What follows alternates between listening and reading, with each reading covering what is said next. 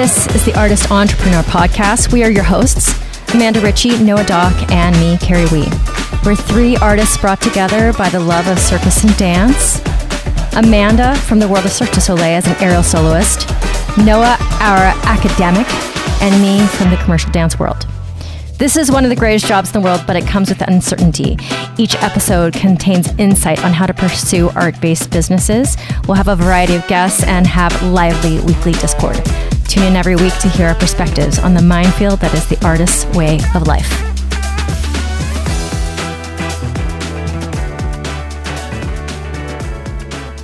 So when you guys set your challenge, which was you guys really stepping out of your box and like stretching yourselves, I was like, okay, well, if I have the opposite problem, I'm just going to do that for myself, not just because you guys are doing it, but because I really do want more studio time. It was also quite helpful that it didn't make my head pound and my face be on fire to be upside down.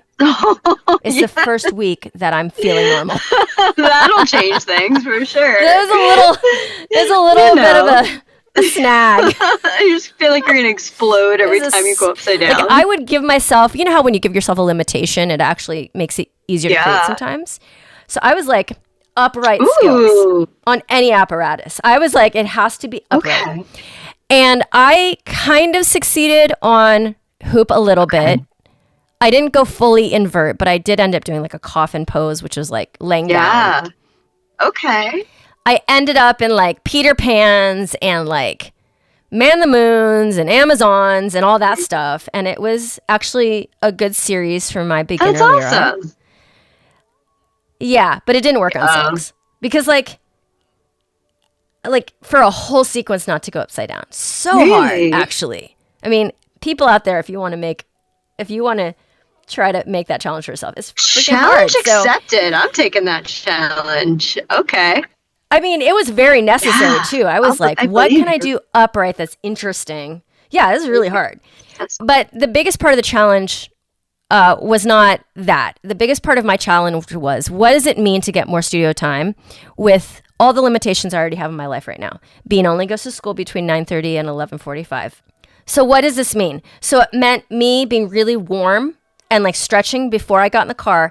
Hey, Noah, I'm telling my story of my reverse challenge.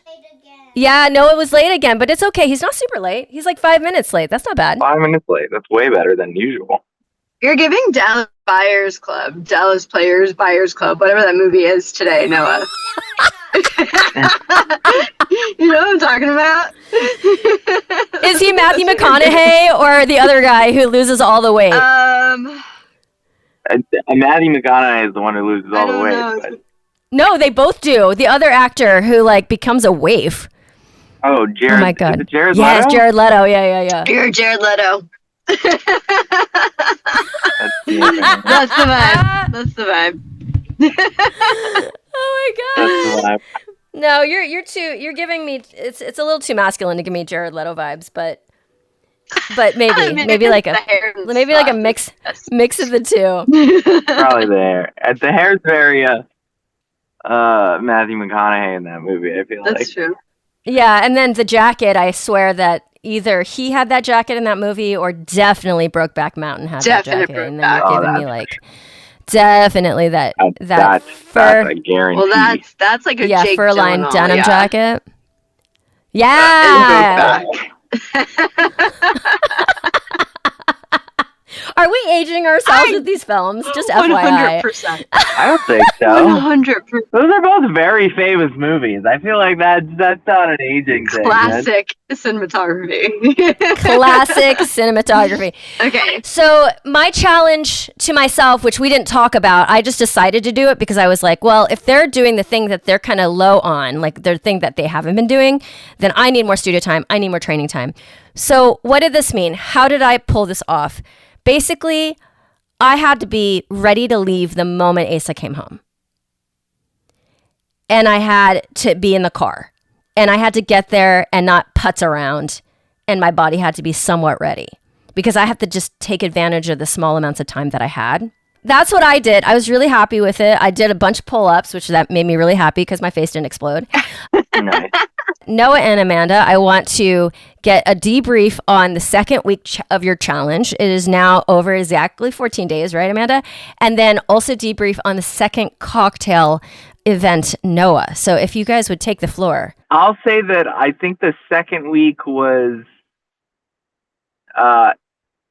it was just different for me. I did post every day. I did, put something on my story every single day. But it wasn't like the vlogs. It wasn't me talking. It wasn't like, I'm going to say, quote unquote, new content. Although I did post a bunch for the cocktail event. But I had a bunch of things going on. Like I had the end of the cocktail event, and then I had a music video get released. And so, okay. By the way, can we just stop there? Amanda, did you see this music video? Like, I saw what you posted. I didn't see the whole thing yet, but I just saw what you posted. Yeah, but just what you posted, I was like, what I know. the fuck? What are you doing on your side gigs? Like, this is amazing. Side gig. It's like something. It was, I know, but which like is hilarious. I know. Like, everything's a side gig in some form or no, but like other people, that would be the main thing, and you've got like literally a zillion things going on, and it was amazing. Like the idea, the dancers, all of it. It was fantastic. 100%. I think it came out well. You still posted nowhere in our challenge was it stipulated that we had to vlog. It was just that was just what evolved easier for me and personally.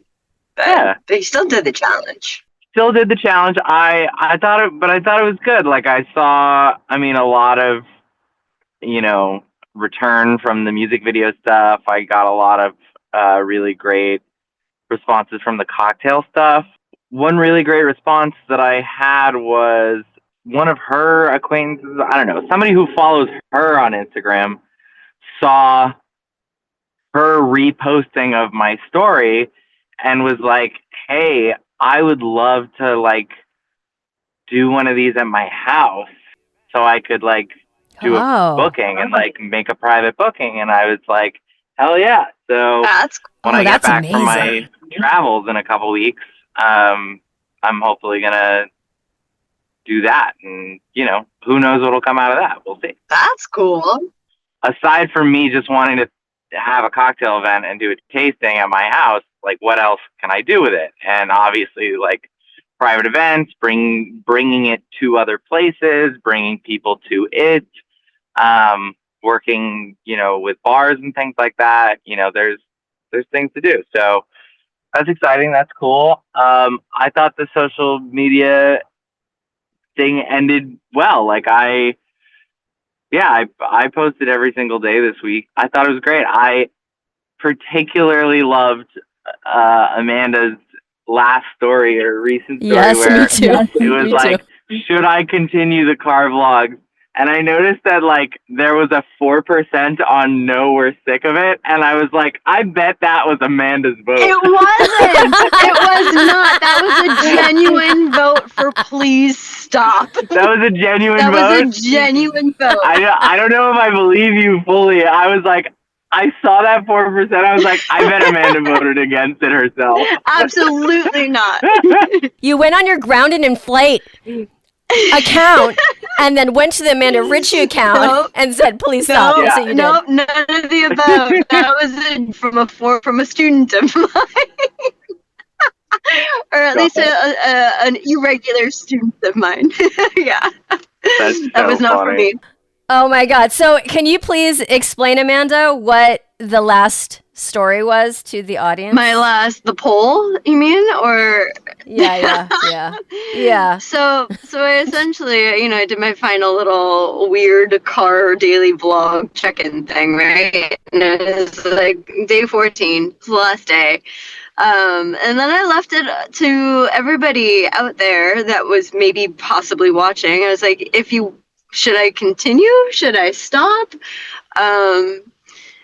so I kind of left it in the hands of everyone else, and then they came back with like, nope, yeah, please more. And apart from like all the votes of the poll that people just voted, I also got like DMs personally and texts saying saying lovely things of like, I love watching you, or it feels like we're just on FaceTime catching up, or just like, please continue. I'm like, what? That's awesome. So only one person voted please stop. So the percentage of positive was 96%. Yes. My friends, which is quite high. That's hilarious. Did you see any growth from this experience, from doing this? Like, did you see any social media growth? Did you gain more followers? Did you notice more engagement, more likes? Did you look at your analytics and see any of that? Did you get any inquiries for new clients? Did you, that was the question that I had, that I think is really good to reflect on as a very, I'm going to bring it up again, as an Excel hoe. Like, to do the analytics and to get the data, what was your experience? Did you get positive results from this experiment? I hate to admit it. I hate it, and you guys can tell me I told you so all day long. already. I told you so vibes coming out of my face, but like, I'm not going to say anything. I'm just hanging out back here. So the stories were, I got likes on the stories, and I got DMs from people, and that was super lovely. But it wasn't until I started posting the teaching content, and this is the page that I took out of Carrie's book. She was the inspo for that wholeheartedly, of me posting, like, teaching a small phrase or just a trick, and just having a student of mine, because they already film me when I'm teaching anyway. I was just like, hey, can you airdrop that to me? And then I posted that. I did 2 of those, and I did 2 challenges. And from those 4 posts, I think those are the only 4 posts that I actually posted. I gained roughly about 50 new followers. Wow, that's good. No inquiries in terms of like my online app creation program yet, but I've just been talking about it. I haven't really pushed that yet. But that's the next goal, is to have most of my posts geared towards that program and pushing that program. Noah, answer your own question, and I'm going to answer your question actually too. I did, but I think it was a combination of things. I think the music video, I gained some followers and I got a lot more engagement on, but also that's sort of a combined effort with myself and other people. I would say I got some inquiries about the cocktail event through social media, so very possibly could end up with a client, or, quote unquote client. Noah, I feel like if you do a cocktail event and then pair it with magic, you would make so much fucking money. You are not the first person to say that to me in the last 2 weeks, for the record. I've had several people be like, you should do a magic show while you make cocktails. Well, I'm not saying, I think that would be really hard to be a bartender and a magic person at the exact same time, but like in the pause or at the end maybe. But I just feel like, okay, you do it yourself and you have your friends be the ones to be there. But if you are doing it and just for cash, I mean, you could just charge so much freaking money in LA. I just feel like, oh, and here's one of the things I was thinking about. It's not a whole conversation, but I was listening to a business podcast and they were talking about implied value.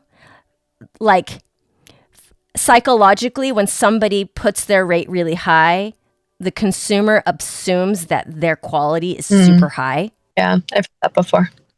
And that should give us confidence. Like that should give people like us confidence to like, whatever we're comfortable charge way more than that. not for your friends, family, and parents, obviously, but like, for getting more business. So this is what I was thinking during this challenge for you guys.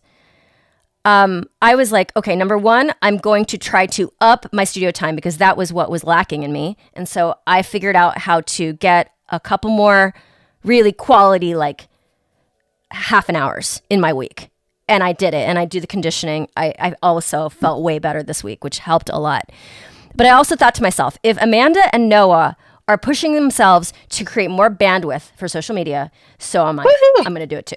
Because I was like, my problem right now is that I'm on Instagram, and guess who never pays for any content is Instagram. From a financial perspective, I should be on TikTok and YouTube because they pay.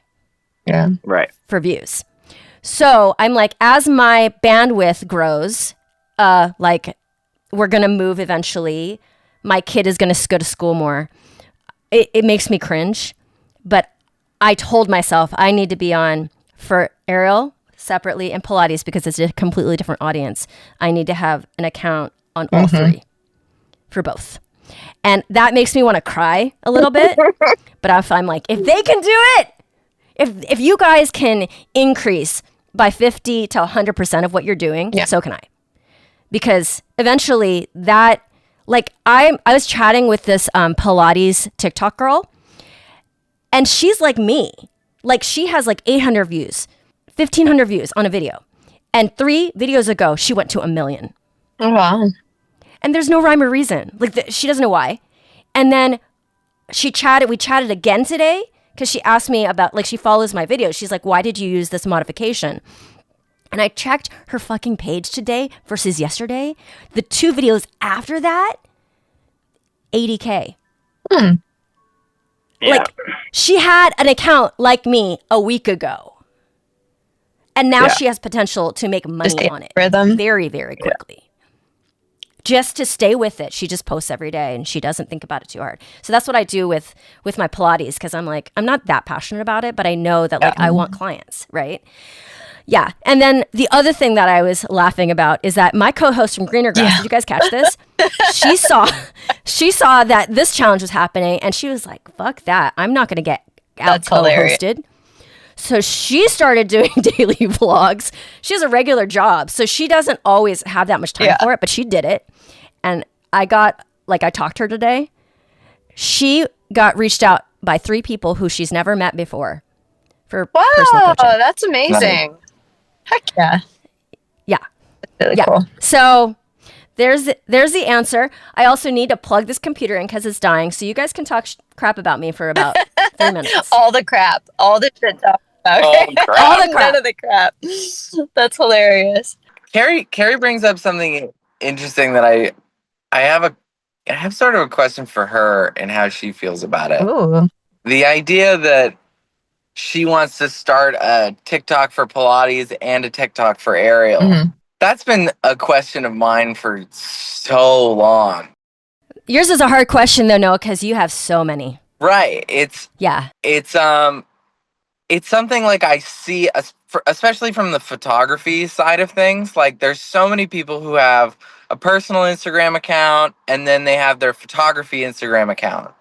I've had clients who have multiple Instagram accounts for different things. And it's something that I always go back and forth on, if it's really needed, if what the goals are with it, because, and I'm going to use you as the example here because you're thinking about a Pilates versus and an Ariel TikTok. What are you capitalizing on? Are you trying to capitalize on the discipline, or are you trying to capitalize on you? Because I would argue that if it's you shouldn't have 2 accounts. But if it's the discipline, then you should have 2 accounts. So and I'll use photography as an example. People use a photography Instagram account as a portfolio sometimes. Yes. They'll upload all their photos there. They update. They do their thing. It's not necessarily to have a following, but it's a place to have a record. It's a portfolio, yeah, for sure. if your brand is you, Carrie Wee, I don't know if you should have an aerial one and a Pilates one. I think Carrie Wee does Pilates and Carrie Wee does aerial.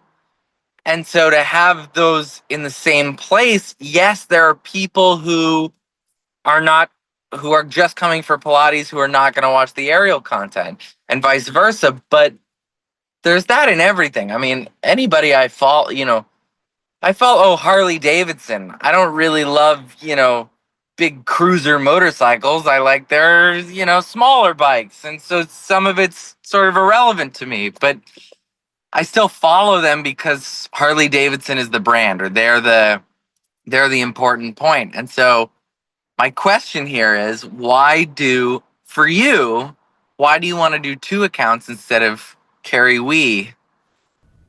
Okay, I've thought a lot about this, by the way, like a lot. Yeah. So I think about it from the user experience versus Carrie Wee as a brand. Because if you think about Harley Davidson, it is a very, very niche brand. It's motorcycles. So even if you have a lot within that motorcycles brand, it's still on brand. Like, I refuse to do four pages, but technically if I was following that line of thinking, I would, because I have dance, I have aerial, which I refuse to do both. So I put them all on my aerial page. And then I have Pilates, but I also have bodywork, which is different. That's like the masseuses and like it's pain relief. It's like wellness. Pilates is more fitness and kind of crossing that wellness line. So the reason why I've separated it is not because I don't think Carrie Wee itself is a brand. It's because I'm thinking about the user experience. If somebody wants to hire me as their Pilates coach and all they see on my feed is kind of a broken line of, here's a hammock, here's a Lyra, here's a Pilates machine, and then here's her talking about foam rolling. Like it's a little too disjointed. Whereas if I have a client come, I'm going to send them the URL for my Instagram page, and they're going to see 100 videos of me teaching Pilates. Also, for example, so we just interviewed this woman who created this platform called Super Coaches. And it's for parents like looking for like a tutor or like a hockey coach for their kids, but they do all types of coaches, and it's just a platform where you can get paid and they don't take a lot of your money. And so they're going to give me one page, and I'm going to offer virtual aerial privates, and I'm also going to offer podcast coaching. I'm going to give them a 101, like to get their own podcast off the ground or to actually do it myself for them. And I hate that they won't give me 2 pages, because I feel like it's a completely different person who's looking for me. I want different pictures associated with it. I don't want them to be like, oh, the aerialist is your podcast producer, because I think that takes away from their perceived, like their perception of what a podcast producer skill set would be. Even though I know my skill set is fine. Trust me, I get that. So that's why I want to separate it. And that's why I'm doing the work, because I do want money coming in on every single one of those lines. Yeah. So it's a fucking lot of work, though. I mean, every time I decide for myself that I need to do that for my business, I like cry a little bit in my pillow. It's something I've gone back and forth with for so long. Yeah, like, it's hard. I don't have a photography Instagram account. I have my Instagram account, and I look at it and I'm like, okay, it is disjointed to a certain extent, but it's all based around me, But like, yeah, one line is cocktails, one line is cars, one line is backcountry skiing, one line is it's all over the place. And so, but I look at it and I go, okay, it's hard for me to post already. Right? Yes. You have to have bandwidth. It's hard for me to post already. If I had to separate a photography account, a cocktail account, my social media management business, and then like dance and everything else, I'd have 4 accounts and I'd have like 1 post a month maybe on each of them, because I wouldn't do it. Yeah. I don't know. For you know what? I feel like you're going to do it when you have bandwidth and when you have employees, because I think that I'm doing the right thing for myself if I want streams of income from every one of those, and I want to be taken seriously in every single one of those. Yeah. So I think for me, that's the right answer. But when I was like 7 years ago, when I was creating my courses, I wasn't trying to do that. I had one account. Yeah. You know what I'm saying? I'm only doing it now because I finished other stuff and I have bandwidth. I need more bandwidth. I'm trying to grow it because did you know you needed 2 phone numbers for TikTok to have a second account? Like you can't have 2 accounts. I didn't know that. So I got to figure out how to even create the second account. Google Voice. Yeah, but you have to pay for it monthly. Not It's like $10 necessarily. Okay. Oh my God. Is this offline? Offline conversation, maybe? Only if Google's listening, which they are. No, I have a Google Voice. I don't pay anything for it. I use it. I use it just to have the number. Okay. Yeah. And okay, it's great. associated with one of my Google accounts. Every couple months, I get a text or an email from them saying, "We noticed you haven't used your phone number recently. Please use it or else we'll cancel it and give it to somebody else in the next 30 days." And I send myself a text that just hi, and then it's fine. Interesting. I used to have a whole separate phone when Grounded first became a thing. I used to have a whole separate business phone for Grounded, and it got so overwhelming for me. I've never heard of not paying for it though, and I don't know how you do that, and I want to know more about that because I did have a Google number that goes straight to my normal phone, so I don't have to think about it too hard. But how about the question that? Oh, in the sense of having just multiple streams of multiple accounts. Multiple accounts. Yeah, like separating it and treating different each one. topics. Yeah, I think in your case, Carrie, having 2 completely separate businesses with 2 completely separate accounts is really smart.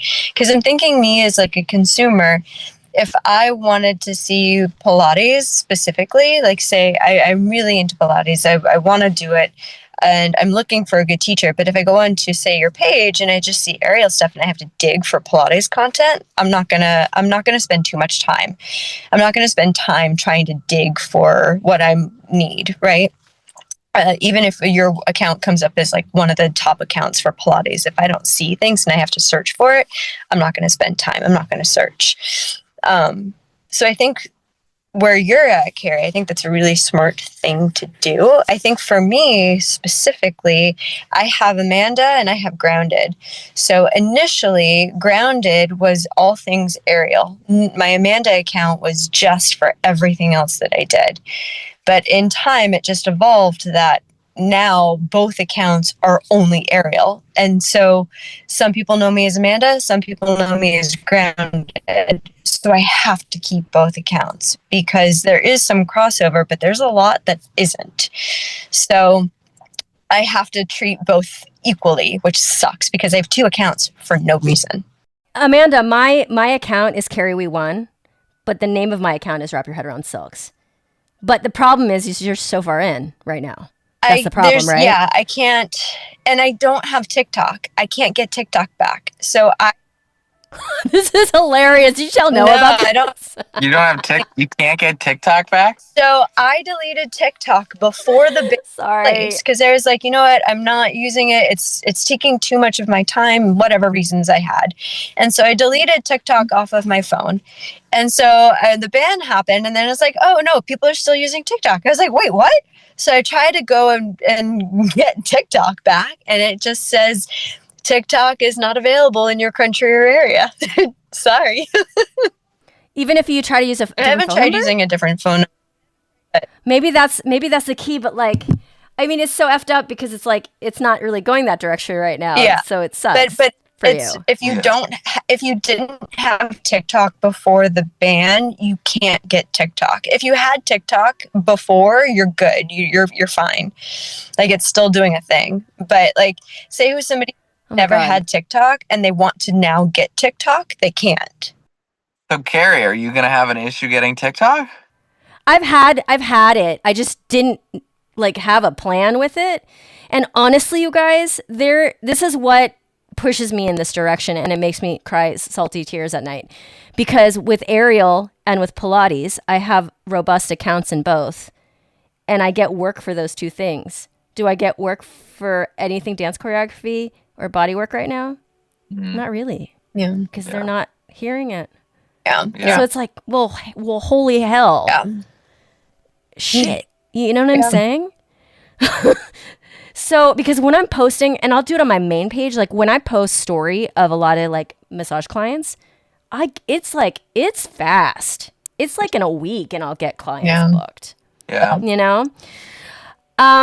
Noah, you didn't debrief us yet on the second cocktail. Oh. Yes, please. Like all the decisions you made and like how you would do it next time and all that stuff. Yeah. It was great. We did it basically. Everybody got to taste every cocktail. So I did like taster versions of some and then full versions of others. I thought it was really good. It wasn't less work, which I think is interesting. It was like, I sort of thought, well, I'll be able to make, 12 of these instead of 4 of these and 4 of these and 4 of these. And it really wasn't any less work. Which is fine. That's not really I'm not looking for it to be less work. It was just an interesting sort of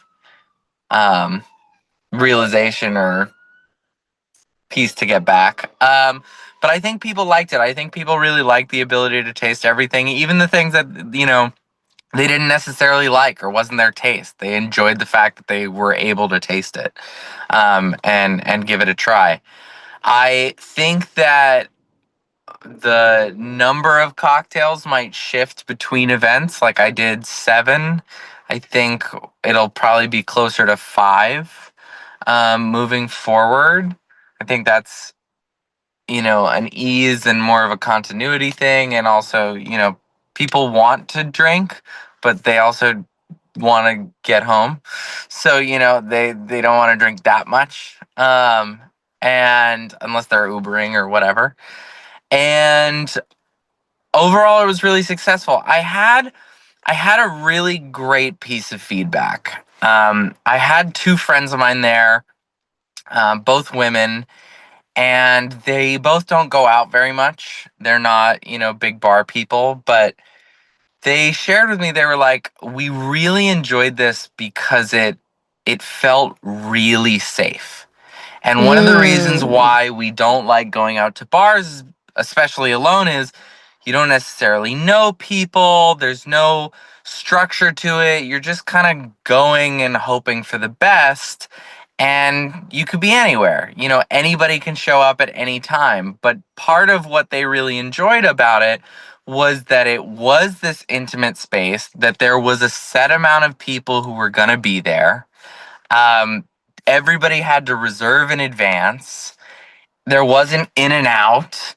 And the space that I created was a very, comfortable, safe space. And I really love that. I really enjoyed that piece of feedback. And I think that is something that I want to consider heavily as I move forward with this, which is that, I'm creating a space for people not only to drink and enjoy and experience these cocktails, but to engage with one another, for it to be a safe space to do that, where people who don't know each other are talking and introducing each other. I mean, the first one that Amanda was at, my dad, who's obviously an introvert, He's the best.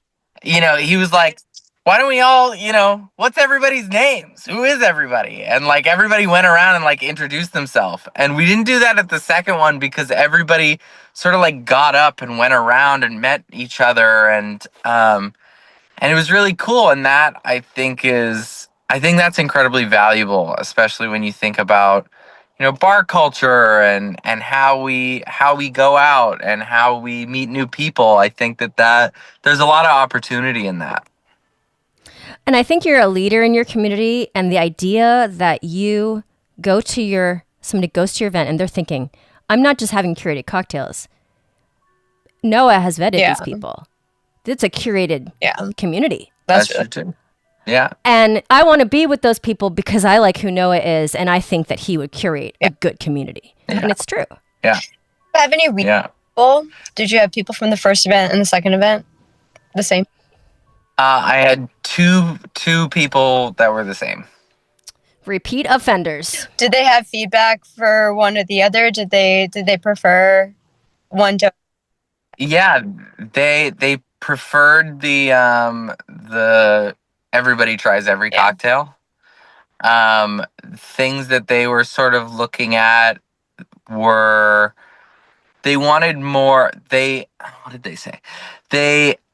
They noticed that I was still busy during the second one, and they were like, "We like when you hang out with us too." Yeah. And so I was like, "Okay, I gotta play with that or figure that out a little bit more." And they liked I also talked through every cocktail in the second one. And I think that there's a balance. One of the pieces of feedback that I got is there's a balance between the public explanation and like private conversations. And so the ability, or what I did in the second one where everybody got the cocktail, I explained what the cocktail was, I talked through it, how it was made, everything like that, and then everybody got to try it, was really nice. But also part of what was really nice in the first one was that I went to each person when they got their drink and I answered questions about what they were getting and I talked about it a little bit. And so I think there's a balance that I need to find between this is what everybody's getting and I'm sharing this with everybody and having those more intimate one-on-one moments with people. Do you guys have you ever gone to Augustine's in LA? Mm-hmm. It's a wine bar on Ventura, and I used to go to it, like, it was my spot.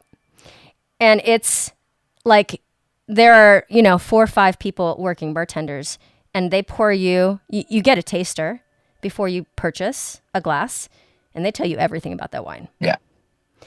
And you taste something, you're like, oh, it's a little too tanniny. Like, I don't know anything, right? I'm like, oh, too sweet. And they pick something else for you. And that experience all by itself is the reason that I went there. Yeah. Well, there's such a, this idea of omakase where, like, you go in, like, everybody loves this right now, right? You go in, it's chef's choice. They bring you what they want. It's really cool and it's really fun and it opens you up to new things. I mean, I had a lot of people at both events who said, I'm not really a drinker, or I don't really like tequila, or, whiskey's not my thing, who afterwards came up to me being like, that was the best margarita I've ever had. Like, I would drink that margarita all the time, and I don't like tequila or mezcal. And to be able to share those things, I think is really great. I love bars. I've been to a few bars that don't have menus. You just show up and you say what you like. And I think that is so much fun because it's a creative process for both sides. It's like, oh, taste this. Like, do you like this? What don't you like? What do you want more of? What do you want less of? It becomes an experience. It becomes an interactive. Yeah. Yeah. It's one thing to just order a drink at a bar. It's another to, like, really engage with the person who's making it to create something unique. And I think that's fun.